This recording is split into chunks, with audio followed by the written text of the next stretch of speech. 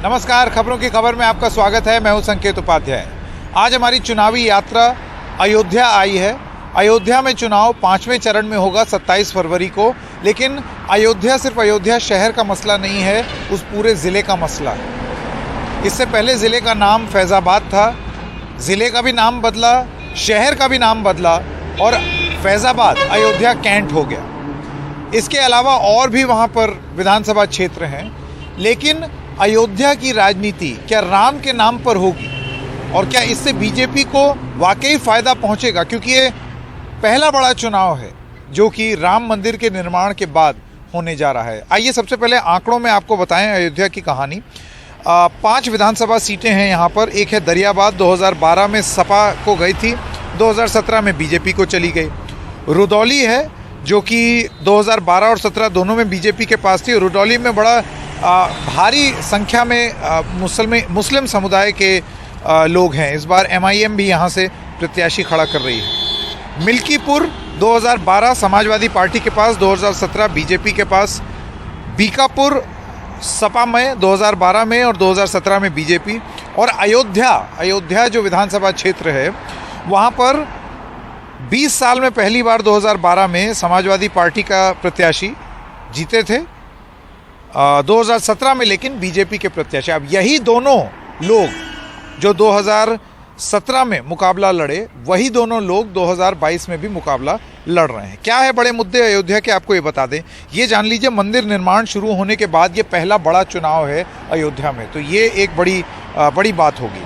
Anti incumbency का factor काफ़ी हद तक दिख रहा है अयोध्या में, जो हमने बात की, ये हमारा विश्लेषण है। बीजेपी का वादा है कि मंदिर निर्माण के बाद आर्थिक मौके बढ़ेंगे, यानी कि टेम्पल टूरिज्म अयोध्या में बढ़ सकता है।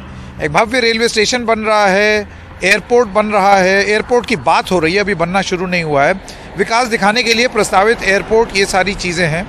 लोगों से जुड़े मुद्दे अभी भी बहुत हद तक अधूरे हैं। मंदिर कॉरिडोर के लिए जो दुकानें ली जाएंगी उनका पुनर्वास न होने को लेकर के गहरा असंतोष है अभी तक, क्योंकि इस पे साफ नहीं है। आप इस रिपोर्ट में देखेंगे आगे कि किस तरीके से दुकानदार बहुत परेशान हैं। आवारा पशुओं की समस्या और बेरोजगारी बड़ी मुद्दे यहाँ पर भी हैं। 2012 में बीजेपी का गढ़ और उसमें सफाया करने वाली सपा क्या दोबारा वैसा 2012 जैसा प्रदर्शन दे पाएगी या नहीं? वो इसलिए क्योंकि समाजवादी पार्टी के हौसले काफ़ी बुलंद हैं। जो पंचायत चुनाव हुए थे उसमें उनको कामयाबी मिली थी, तो वो ये सोच रहे हैं कि वो ये कामयाबी दोबारा दोहरा सकेंगे। कू ऐप पर कुछ सवाल हैं, आइए आपको वो दिखा दें। अयोध्या के दिल में क्या है, इस पे कल्पेश लिखते हैं, क्या मंदिर के अलावा बीजेपी के पास कोई और ठोस मुद्दा नहीं है? अनंत ने एक कमेंट लिखा है, वो कहते हैं रोज़गार, महंगाई, पेंशन, बेरोजगारी भत्ता, घरों पर वर्ग फुट के हिसाब से टैक्स, हर विभाग का निजीकरण, कोरोना के समय पंचायत चुनाव, ये सब समस्या हैं, लेकिन देश मोदी और उत्तर प्रदेश योगी के हाथों में ही सुरक्षित है। ये उनकी राय है। अब आइए यूपी का महाभारत शुरू करते हैं और अयोध्या में दिन भर में हमने जो देखा, सुना और जो बातचीत की उसमें क्या पाया वो आपको दिखाते हैं।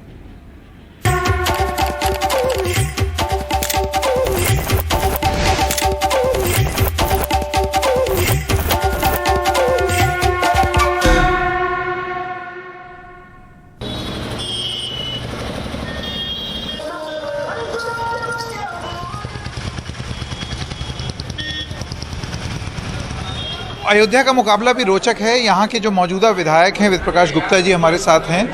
गुप्ता जी, कैसे चल रहा है यहाँ पर आपका प्रचार?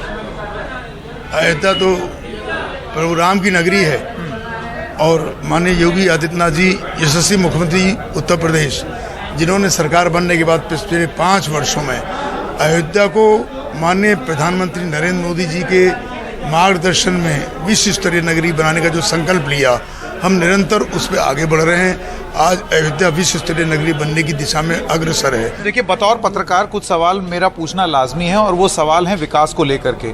मंदिर ज़रूर बन रहा है, मंदिर निर्माण से लोग प्रसन्न भी हैं, लेकिन उसी शहर में बहुत सारे व्यापारी नाराज़ भी हैं कि उनकी दुकानें तोड़ दी जा रही हैं सड़क चौड़ीकरण के, और उनके पुनर्स्थापन के लिए कोई ठोस कार्रवाई नहीं है। आपको नहीं लगता है कि इस रोष के बारे में भी ध्यान देना चाहिए? देखिए, मैं आपको बताना चाहता हूँ वो भ्रमित करने की बातें हैं जो लोग कर रहे हैं। व्यापारी कभी नाराज नहीं है। मैं व्यापारी नेता हूँ 35 साल से, तो व्यापारी मेरे साथ पिछले 35 वर्ष से जुड़ा है, वो नाराज है ही नहीं। और दूसरी बात मैं आपको बताना चाहता हूँ आपके सम्मानित चैनल के माध्यम से, तो एक दुकान 5 वर्ष में नहीं टूटी है, अभी कोई ऐसा काम हुआ ही नहीं है। और ये बात माननीय मुख्यमंत्री जी ने यहाँ पर कही थी कि हम लोग बिना तोड़ने से पहले बसाने का काम करेंगे। और मैं आपको बताना चाहता हूँ, एक व्यापारी जो छोटी सी मिठाई की दुकान हलवाई की करता है, 27 हज़ार की बिक्री हुई थी। आप कैसी बात करते हैं? व्यापारी तो बहुत खुश है कि अयोध्या का विकास के साथ साथ उसका भी अपना विकास शामिल है, कहीं वो उससे अलग है ही नहीं। देखिए कि रातों रात यहाँ पर लोग जो बीजेपी से जुड़े थे वो एकदम प्रॉपर्टी डीलर बन के करोड़पति बन गए। आपको लगता है कि ये इसका राजनीतिक खामियाजा आप भुगत सकते हैं? देखिए, मैं उपाध्याय जी से मैं बात करूंगा ही। मैं आपको एक बात बताना चाहता हूँ कि ये जो लोग आरोप लगा रहे हैं, इनके पास कुछ इनका अपना काम नहीं है 5 वर्षों का, खाली आरोप की एक झड़ी है जिससे लोगों को दिग्भ्रमित करने का काम कर रहे हैं। 5 मिनट में रजिस्ट्री में एक प्रॉपर्टी का दाम जो है वो दुगना तिगुना चौगुना हो जाना। देखिए, आज तो अयोध्या की जो हमको याद है कि जब अयोध्या का विकास शुरू हुआ 5 वर्ष पूर्व, तो वहाँ की ज़मीनों की कीमत कितनी कम थी, और उन 5 वर्षों में किस प्रकार से बढ़ी है कि आज में ज़मीन ही नहीं है, किसी भाव में आप खरीदना चाहेंगे। मैं तो देख रहा हूँ ना, मैं विधायक हूँ यहाँ का, पूरे देश के लोग यहाँ आना चाहते हैं, धर्मशाला, होटल, गेस्ट हाउस, टूरिस्ट बंगले बनाना चाहते हैं, लेकिन ज़मीन नहीं मिल पा रही है। इतनी महंगी ज़मीन हो गई यहाँ की, यहाँ के किसान को, यहाँ के लोगों को। और जो लोग प्रॉपर्टी काम करते हैं उनका कारोबार है, वो ये जो आरोप नहीं, लेकिन अगर राजनेता ही अगर प्रॉपर्टी डीलिंग करने लगे, ये आरोप है। मैं ये कहता हूँ, कोई यदि पहले से प्रॉपर्टी का काम 20 साल से कर रहा है और यदि वो कहीं राजनेता हो गया तो उसका कोई कसूर तो नहीं है, कहीं ना कहीं वो अपना व्यापार तो बंद नहीं करेगा। नेता होने के नाते लाभ अगर उठा रहे हों, जानकारी का उनको, ये तो जांच का विषय हुआ भी है जांच, और ऐसी कोई बात मुझे तो नहीं नजर आई। इसी की चीज आपसे पूछना चाहता हूँ, आपको नहीं लगता है कि ये एक सवाल है, ये एक बड़ा सवाल है जो कि भारतीय जनता पार्टी, आपके ऊपर भी व्यक्तिगत रूप से आरोप लगे हैं कि बीजेपी के नेता रातों रात जो हैं वो करोड़पति बन गए क्योंकि उनको जानकारी थी कि क्या चीज़ कैसे निवेश करना है। इस पे बहुत सारी स्टोरीज हो चुकी। देखिए, जैसे ये बात उठी, ये सारे आरोप राजनीतिक थे, क्योंकि जो लोग भगवान राम को काल्पनिक मांगते थे, अयोध्या आके उन्होंने चंदन लगाया, जनेऊ पहनने का प्रयास किया। ऐसे जो काल्पनिक मानने वाले लोग, उन्होंने आरोप लगाया, माननीय मुख्यमंत्री ने उसकी जांच कराई। जांच में कोई भी बात सत्य नहीं पाई गई। जितने दूध का दूध, पानी का पानी, सब सामने आ गया। गुप्ता जी, और आपको अपनी रैली के लिए जाना है। बहुत बहुत धन्यवाद एनडीटीवी से बात करने के लिए, ऋषिकेश जी।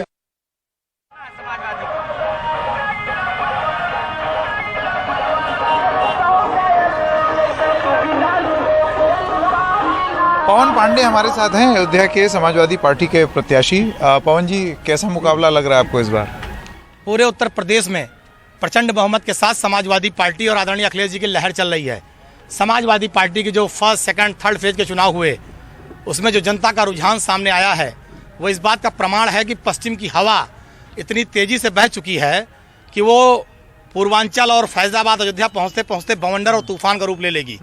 और अखिलेश यादव जी का तूफान और बवंडर प्रचंड बहुमत के साथ समाजवादी पार्टी की सरकार बनाने जा रहा है। अयोध्या के बहुत सारे ऐसे व्यापारी हैं जो नाराज हैं, जिनका ये कहना है कि सड़क चौड़ी करने के चक्कर में उनका बड़ा नुकसान हो रहा है। यहाँ पर बहुत सारे नेताओं पर ये आरोप भी लगा कि वो जमीन प्रॉपर्टी डीलर बन गए मंदिर निर्माण के कार्य शुरू होते ही। आपने भी एक प्रेस कॉन्फ्रेंस की थी जून 2021 में। आपको लगता है ये सब चुनावी मुद्दे होंगे?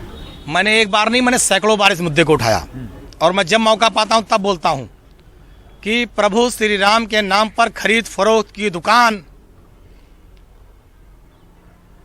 योगी आदित्यनाथ जी के नेतृत्व में अयोध्या में खुली, और योगी आदित्यनाथ जी के संरक्षण में उनके नेताओं ने, उनके अधिकारियों ने जमीन की खरीद फरोख्त की, तो जनता मन बना चुकी है। जनता मन बना चुकी है। 27 तारीख को साइकिल का बटन दबाएंगे, प्रचंड बहुमत के साथ समाजवादी पार्टी की सरकार बनाएंगे। ठीक है, बहुत बहुत धन्यवाद पवन जी। Thank you.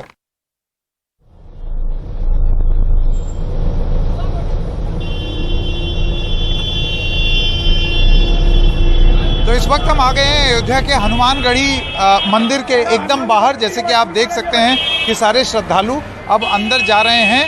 ये अयोध्या के एकदम बीचों बीच है और बस महज कुछ मीटर दूर है राम जन्मभूमि से। अयोध्या के दिल में क्या है वो इस जगह से बेहतर और कोई नहीं जानता।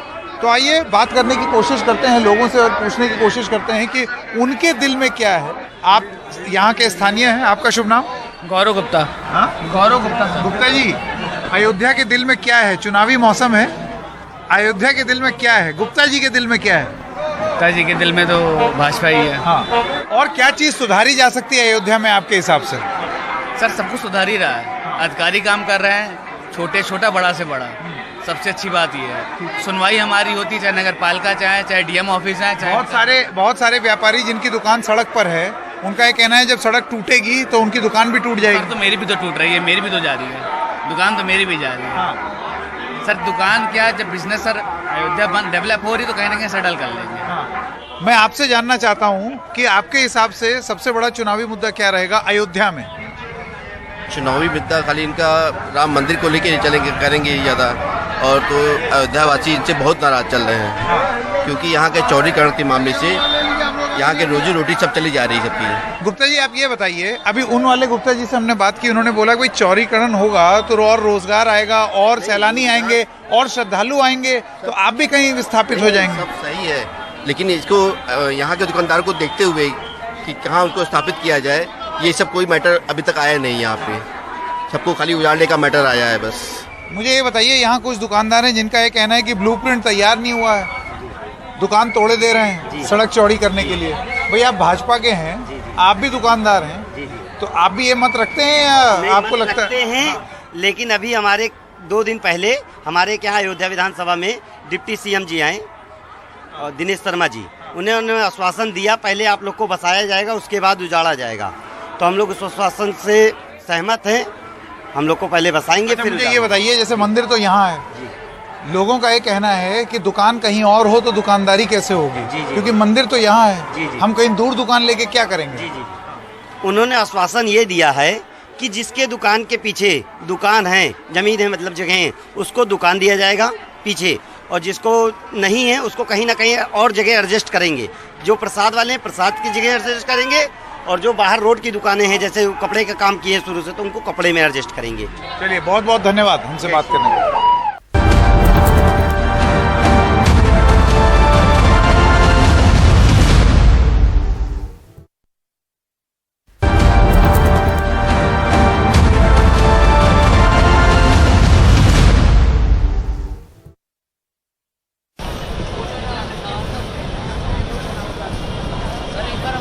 तो अयोध्या के दिल में क्या है, अभी हम हैं अयोध्या के राम की पैड़ी में और यहाँ पर चलिए शुरू करते हैं अपनी बहस। मैं आपसे अयोध्या के संदर्भ में सवाल पूछना चाहता हूँ कि आपके हिसाब से यहाँ पर क्या ऐसी चीज़ है जो कि योगी आदित्यनाथ नहीं कर पाए? योगी आदित्यनाथ जी अयोध्या में 42 बार आए, केवल इवेंट मैनेजमेंट किए हैं। जितना इवेंट मैनेजमेंट किया है वही पैसा अगर विकास कार्यों में लगा देते तो आज अयोध्या चमकती होती। 5 साल में ये कोई काम नहीं बता सकते कि जिसका शिलान्यास और उद्घाटन दोनों किया हो। यहीं अयोध्या का मेन रोड छोड़ दीजिए, जितनी गलियां जितनी सड़कें हैं, सीवर लाइन जो सपा के शासन में पैसा आया था वो 5 साल में कंप्लीट नहीं कर पाए। ऐसा कोई काम नहीं कर पाए कि एक ओवरब्रिज बनवा लिए हो। सपा शासन में 2 ओवरब्रिज फैजाबाद शहर में बने थे। जितनी सड़कें थी वो अब भी सपा शासन की ही हैं। केवल 1.5 किलोमीटर इन्होंने सड़क बनाया है कि यही दिखा के लौटा देते हैं कि बाहर वाले आवें, बड़ा प्रसन्न हो जाए। टीवी पे बहुत बढ़िया दिखता है। 1.5 किलोमीटर की अयोध्या। एक आरोप लगा पिछले साल, जैसे कि आप जानते हैं, कि यहाँ पर तमाम लोग जो हैं वो रातों रात करोड़पति बन रहे हैं जमीन बेच के। आपको लगता है कि एक अवसर ढूंढने की कोशिश की है कुछ लोगों ने जो कनेक्शन रखते हैं कि चलिए रातों रात माला माल बन जाए? देखिए, ये बीजेपी के लोगों का पुराना सिद्धांत रहा है आपदा में अवसर तलाशने का। आप ये जो बता रहे हैं लोग करोड़पति बने हैं, उसमें अयोध्या का चेहरा नहीं होगा, उसमें अयोध्या का चेहरा नहीं होगा। आप डाटा उठा के देखिए, गुजरात के लोग उसमें ज़्यादा होंगे। अयोध्या की संपत्ति का लाभ गुजरात के व्यवसायियों को देने की ये साजिश हो रही है अयोध्या में। अयोध्या का कोई विकास नहीं होगा, न अयोध्या के लोगों का विकास होगा। ये पिछले 5 से 8 सालों में लोगों को समझ में आ गया है। क्या किया, कैसे किया, कितना और कार्य होना है अयोध्या में? एक उपलब्धि यहाँ पर जो जिसका उल्लेख यहाँ पर हुआ कि सौंदर्यीकरण हो गया है, बिल्डिंग कुछ बेहतर हो गई हैं, लेकिन इसके अलावा जो मूलभूत ज़रूरतें हैं अयोध्या की, आपको लगता है वो पूरी हुई हैं? यहाँ के स्थानीय लोगों की, जैसे कि यहाँ पर बहुत सारे लोगों का रोजगार है दुकानों में, और कई दुकानदारों का ये कहना है कि जब आप सड़क चौड़ी करेंगे, विकास का कार्य है, लेकिन उसमें किसी के पेट पे लात पड़ेगी। इसका आप जवाब किस तरीके से देंगे? सड़कें जब चौड़ी होंगी तो व्यापार भी चौड़ा होगा, आवागमन भी चौड़ा होगा, लोगों का फ्लो बढ़ेगा, और हम उनको उजाड़ करके आसमान में नहीं भेज रहे हैं। हमने नहीं ऐसा ना हो कि दुकान कहीं और हो जाए और दुकानदारी कहीं और हो। नहीं, अब ये आप कहेंगे कि हम किन्हीं के सिर के ऊपर बैठ करके ही दीपक जलाएंगे, या कोई मानक नहीं है। बहुत बहुत धन्यवाद आप लोगों का हमारे साथ जुड़ने के लिए। प्रमोद श्रीवास्तव, ओसामा शाह और सचिन गुप्ता के साथ संकेत उपाध्याय, NDTV।